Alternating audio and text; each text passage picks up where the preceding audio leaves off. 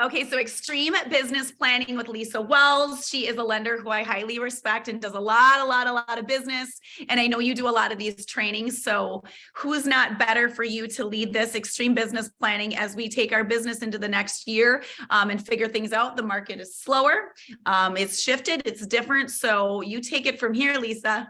All right. Thank you, Kelly. Appreciate you having me on. This is fun. I do teach this to real estate agents probably once a month, and I did tweak it just for this group. So I did get some special help from some realtors in other parts of the country that are in my coaching program just for you guys. So this is like a special edition. Thank you. You are welcome. You guys do more social than I think the average, so we tweaked it to include some of that stuff. So some of you might say, like, why in the world is Kelly having a lender? I'm a sort of realtor. A lender teaches business planning. One, I think that business is business, and mortgage and real estate are sister businesses. And at the end of the day, you set a goal, follow a plan, track the data so you know how to tweak the plan, and consistently get it done, and you're going to hit goals. So I don't care what business it is, if it's mortgage, if it's real estate, if it's mechanics, if it's whatever, business is business. So I coach for a company called The Core Training. It coaches, it is the #1 mortgage coaching company in the country. I think it's either #2 or #3 for real estate agents. So in order to be involved in the core, you have to, as a lender, you have to average 15 closed transactions a month, and you have to make at least 300 net to you. As a realtor, to be involved in our program, you have to close, which I think average is about 7 for entry a month, and you have to average at least 250 net to you individual. So we coach mortgage and real estate people that are already pretty good and make them really good. So I'm around some fantastic realtors, and you will see I gave some kudos out to people that helped me in my extreme business planning, specifically for you guys that are rock stars throughout the country who do a lot more social, just like you guys. Okay, so let's get started. I am going to share my screen so that you can see, and then we'll kind of, talk. I'll try and unshare if I'm making a big point, but I think you're going to really want to see this stuff. And like I said, I will get it to you because this is a workbook. The one thing about extreme business planning, it is a contact sport, which means you have to participate, you have to raise your hand, you have to ask questions, you have to be, doing things. So one thing that our coaching company does is there is a core sale test. And so this is a fun test to kind of see, where are you right now in your business? What are the things that you are doing? What are the things that you are not doing? So I'm not going to take too much time here, but average 3 closings a month with 15 gross commission. I call past clients on their anniversaries. I generate 25 leads a month. I have a professional presentation and a process with a clearly defined and tangible benefit statement. So again, this core sales test really gives you insight into how you are running your business. One of the things that I learned probably it was in 2008 when I joined this coaching company, is I'd already been in the business about 10 years, but I realized at that point I was just a mortgage person. I was not running a business. And until I started figuring out how to run a business, I was only reactionary to whatever was happening in the market, to whatever my referral partners were feeling. And when I made the flip to running a business, setting my own goals, tracking my own data, that's really where I had more success and decided this business is going to be my success. I'm not just going to be a mortgage person. So that's what I also want you guys to get today, is you're running a business. You're running your own business. So all the info is your agenda. All right, so sales test. When you guys get this, take it. I would love to know the score and the numbers that you have. All right, so the next thing, #1, database. Everybody needs a database where they keep and track and manage their information of their clients. I tell people, realtors, they should have about 300. The reason that 300 is a nice number is because it's very manageable. You should know these people, you should know their birthdays, you should know their kids, you should know their activities and hobbies. So it's a very manageable amount. CRM, obviously, there's lots of different CRMs you guys can use, from, I don't know, like Follow Up Boss is a great one. Boomtown is one. Salesforce. There's lots of different ones, but you have to have something because you're going to be tracking data. Prospecting plan. This isn't a prospecting class, but this is what we tell people. This is the activity you should be doing. 10 to 15 face-to-face appointments with people that can send you business. 60 to 75 great phone calls. 3 to 5 videos a week, 3 to 5 social posts a week. And last thing, I know everyone hates it, but time block your calendar. So many times realtors hate their lives because they are popping up and reacting to every single thing that a client needs and wants, and they have no calendar. Or you get to the end of the day and you've got the best intentions, but 7 things popped onto your plate. And because you didn't have a set time to kind of react to some of those things or do things, the end of the day comes and all of a sudden, you're like, what in the world did I do today? Nothing. I had these things on my agenda. Everyone else's agenda took precedence. So part of in running this business is making sure that your agenda comes first and then everybody else's agenda. Now, is that perfect? No, I react to stuff all the time. But I react way less when I have more of a schedule and a calendar to stick to. So this is an example of my calendar. It's small. I did get an example of, it's small. Sorry, I can try, let me see if I can zoom just so you can see what that looks like, because this is a realtor's calendar. And this realtor is a pretty massive producer. And look at this. She's got 3 little kids. Look at that. Look at the amount of time that she is strictly at home with her kids. But the rest of her day is very dialed in. So this is a realtor's calendar that is in our coaching program. She's got 3 little kids. She's pregnant with another, but she is like off the charts amazing. So here is an example of what her calendar looks like. Okay. All right. So now this is where we're going to get into the stuff, because extreme business planning is all about tracking, measuring, and figuring out what's next. So the first thing that we're going to do, and this is why this is a workbook that you guys are going to have to work on, because you probably don't know this stuff off the top of your head. We are going to look at lagging measures. Lagging measures are basically what's happened in the past. So you always want to have number of units closed, volume closed, business revenue. So what did you earn gross commission? Expenses. You guys should all have a goal of what amount of revenue versus what amount of expenses you are going to be spending. What did you spend on marketing? What do you spend on team, personal income, and savings? At the end of the day, a really good business, a really good business is a profitable business.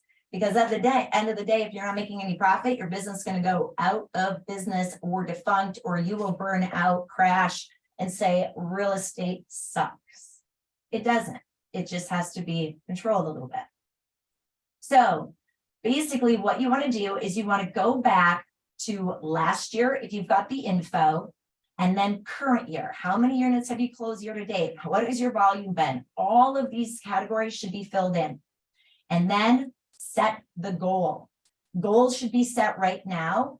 And then this stuff, track it so that you know where to set the goal for next year. So again, this is something now, once you get the foundation, you're going to just build on it year after year after year. Like I have this data back from like 2015, and it's so interesting to see the different changes that we've made and the different adjustments that we've had to make in this business. So that's all your lagging measures. Now we look at leading measures. Leading measures are the deals or the leads that you currently have in process or kind of in your pipeline. So again, Number of leads from a primary source. And let me see, I'm going to stop sharing for a quick second. How many of you guys have one primary source of business where this is pretty much where all my business comes from? You guys can raise your hands. It's an interactive thing. Pretty much one. Okay, how many of you guys have two? So primary would be like, this is where 65% of my business comes from is realtors. My secondary source of business is my database. My supplemental business is my business people or my VIPs. That's my third. I think every time that we do business planning, we got to look at where we're getting business from. And I always think a stable table, that rhymed, stable table, a stable table has at least 3 legs. Okay. So if you have one leg at your table, you're always going to fall over unless you're like really top heavy, but you don't want one leg. 2 legs, you're not very sturdy. 3 legs, you're sturdy. So 3 pillars of business is really what we strive for, or what you should strive for. All right, so I'm gonna go back to sharing. So that's what primary source means, secondary source, supplemental. So how many leads did you get from each of those? How many closings from your primary? How many closings from your secondary? How many supplemental closings? Purchase volume, meaning buyer volume, listings, and then how many active buyers and active sellers do you currently have? So again, because you guys have and carry a pipeline of buyers, you can predict out into the future a little bit. Great, I've got probably these 4, 5, 10, 20 people that are going to be buying in the first quarter. So again, if you look at past year results and then current year results, you may not have access to past year, but you have access to current year. So I would suggest let's build on this because this is where we're starting, and let's keep building, keep this data year over year. Okay.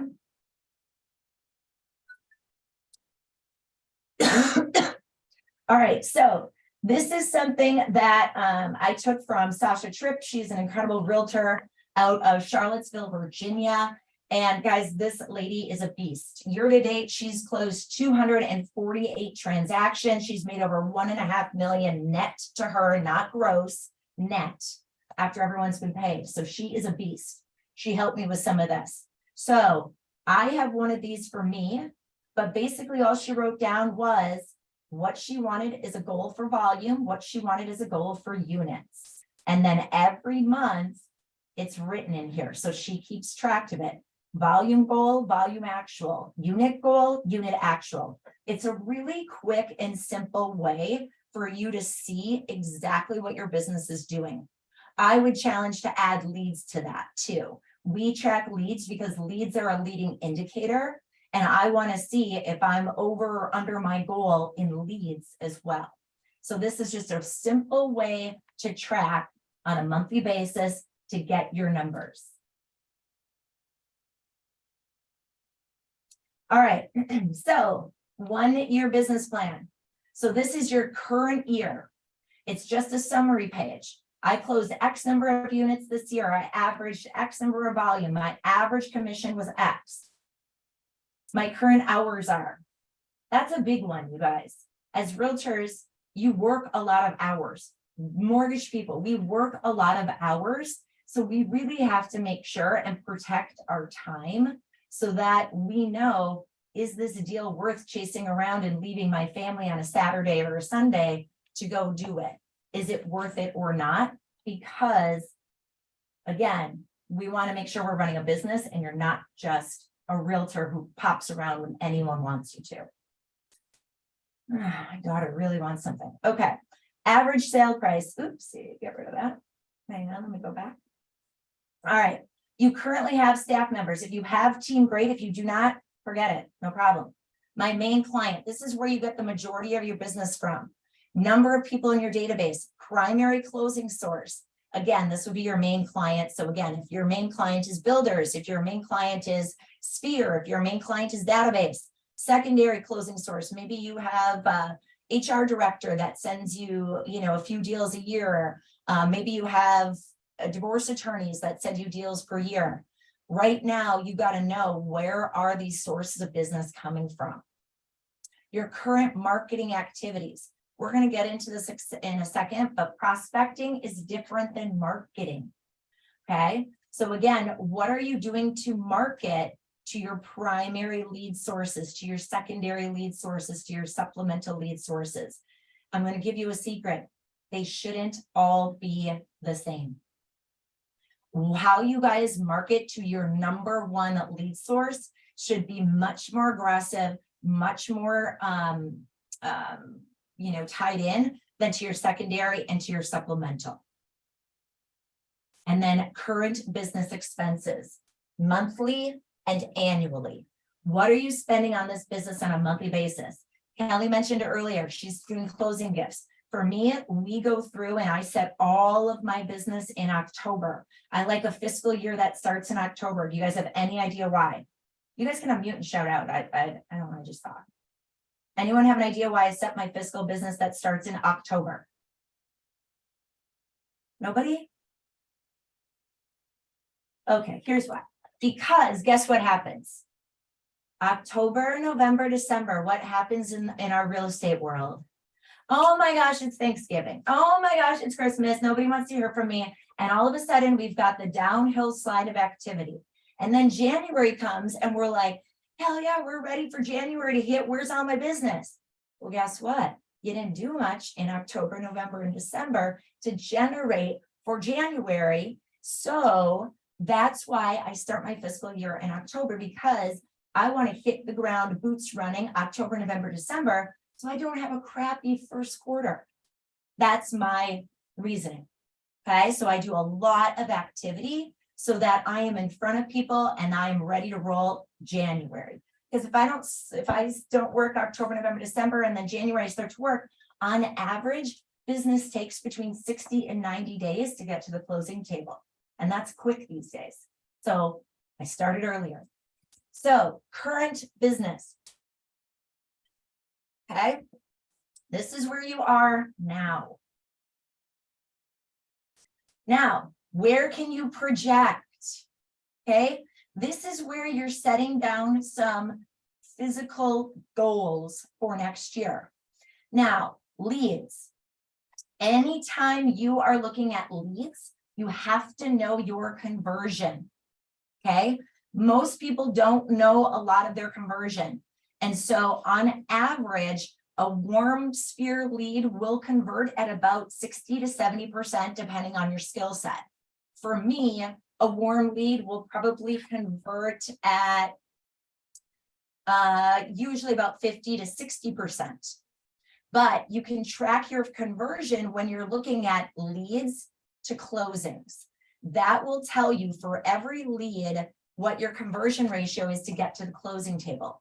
I know that I am running at about 39% lead to close. So sometimes for me, I don't want more work. I want more focus.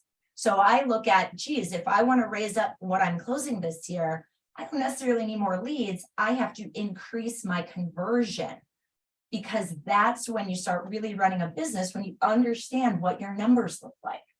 So this is where you start looking at that. I will close X number of units this year, units average per month. So in general, I like to see about a 10 to 15% increase every year. 20% in any business is pretty phenomenal. So again, if you want to increase, usually something that's scalable, about 10 to 15%, sometimes 20. This year, I will add X number of people to my database. So for every client that you close, it should be at least 3 other closed deals. If you are working your database right, and that's a whole nother class. All right. My current business expenses are, my monthly hours are, primary, secondary, supplemental sources of business. Are they going to be the same?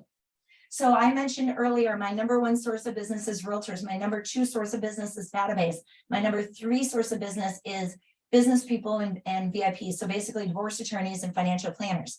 I am going to go back after builders. So I would add here for me, builders is another source that I'm going to go after, because I've been lazy with them. Okay.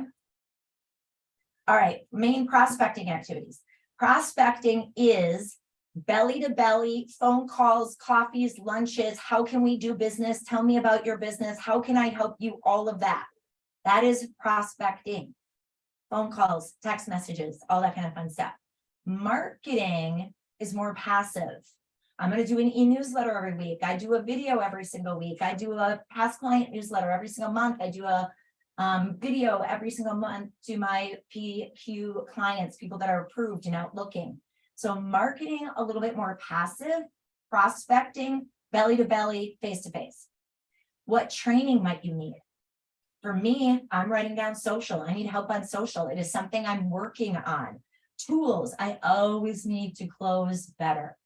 Not close hard, close better, which means I got to work on scripting. I got to work on making sure that my value is there so I'm comfortable closing. Okay, so what other tools or skills are you going to need? I might need software. I just got this screencast so that I can share my screen and I can like circle things. It's super fun, but it's pretty tough for me right now. But those are things that I got to work on, and that's part of my plan. Now, this is a fun one, and it is, okay, whatever. Sorry, my daughter's like, can you sign me out of school right now? I'm like, why aren't you at school right now? Kids, I always keep you on your toes. Yeah, that's a real problem. I hear you. Yeah, every Wait, other what? week it's like, your daughter was late. Of course she's late. She's a big, I was late. Sounds like detention to me. Okay, reviews, disciplines, and activities. Now, this is fun, and this is where you're going to spend a little time. So what are the things that you've got to keep doing, stop doing, or start doing? You just wrote some new numbers. You maybe added a new, leg of your business. What do you need to keep doing, stop doing because it doesn't pay dividends, or start doing? So what are the prospecting activities? For me, I wrote down masterminds. I used to do them all the time. COVID happened. Everyone, went pear-shaped. So I'm bringing them back. What do I need to add prospecting? Builders. I need to get belly to belly with them. What do I need to stop doing? I recently stopped doing Realtor.com and some of those leads. It just wasn't a financially smart thing for me at this point because of the return on investment. So I stopped doing that. What marketing? I need to add monthly mailers. I am not sending monthly mailers. I used to do it all the time. I stopped doing it. I need to start doing it. You have to hit people different ways. Can't just be email. Can't be social. You got to send something to their house. What skills and training do I need? Again, skills and training for me, I got to work on social. I got to find probably a mailing house that'll send out mailers because I can't do it all. So again, what do you need to keep doing, start doing, and stop doing to make that 2023 plan happen? Okay, so social, you guys are all, or not all, but most, I think you're a very social media focused group. This I got from my buddy Sasha. So she helped me. She's very big in social as a realtor. So social can be tracked too. You're going to go, no, I hate tracking. Yes, you got to pay attention. So write down your numbers, okay, on all those different platforms or wherever you focus. Now, this is going to make your head spin. Careful. Track your results. Every single week she tracks. I'm not saying you guys have to do it this way, but maybe it's once a month you pay attention. Instagram, Facebook, LinkedIn, Google reviews. Track your results. Look at the reviews. Those should be being added every single month. Do a contest. Ask for them. When we close on our clients, we call and say, hey, well, how was the experience? How did we do? Do you know where you're making your first payment? Here's what to expect from us next. Blah, blah, blah, blah, blah. Well, are you willing to do us a favor? If I send you a link, will you jump online and do a review for us? If you feel that we've earned it. So again, you've got to get the reviews. That's where people start and check you out first. Track your engagement. And then track if you do a monthly newsletter. Again, track its delivery, opens, and clicks to see if people are paying attention. This, hang on, let me zoom this in because this, I was like, holy crap, projects. So this is what she sent over. This is what she tracks on a weekly basis. Now, this is super intense. This lady is running a fat cat business and closing a ton. But look at, she tracks followers, she tracks reviews every single week of the year. And she tracks engagement and her newsletter every single month, or excuse me, every single week to the month. So again, what you track you start to focus on and improve. That's the big thing. All right. So that was just a little bit about social. Now, this is where we're going to get a little bit more extreme, but I wanted to bring it up in case we have some serious overachievers on this call. But this is called a SWOT analysis. I do this every single year with my team. And basically, if you look at it, this is internal, our strengths and our weaknesses, external opportunities and threats. So every business, this is more of a business thing. I learned this when I had a traction coach. If you guys ever have heard about traction, that is a very intense how to run a business situation coaching program.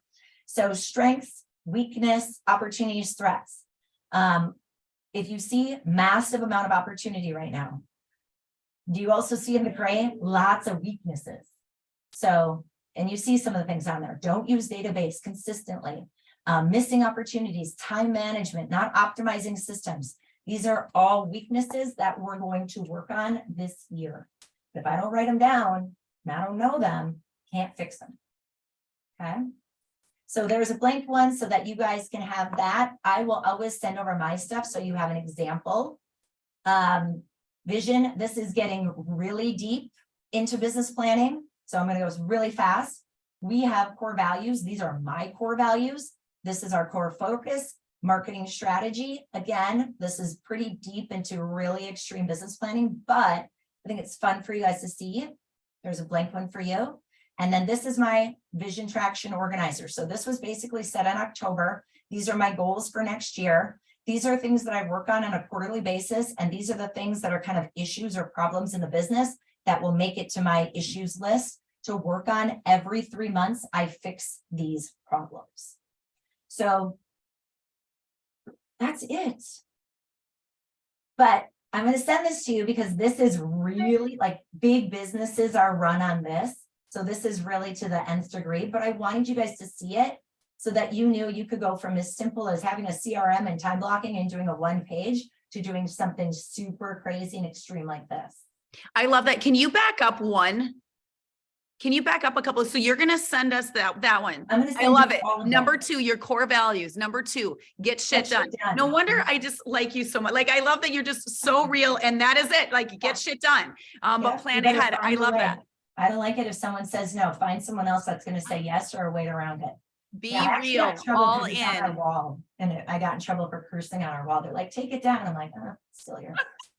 But that's so real. Look at you. Get shit done. Be real, all in, and have fun. I love that. I love it. I love it. Okay. Thank you for that. So you're going to share that with us so we can, duplicate and think ahead on that. Super valuable. Thank you for that. Let's talk about, maybe we'll do, I know you have other topics too. Lisa Wells, though, guys, if you want to follow her, she does also a lot on social. I really appreciate you updating us on the market. You've been doing a lot of market updates in this. So she's a really, really great one. That's very real about the market. So I appreciate that. So that's great. Thank you for being on here. Let's talk about another in the future. Okay.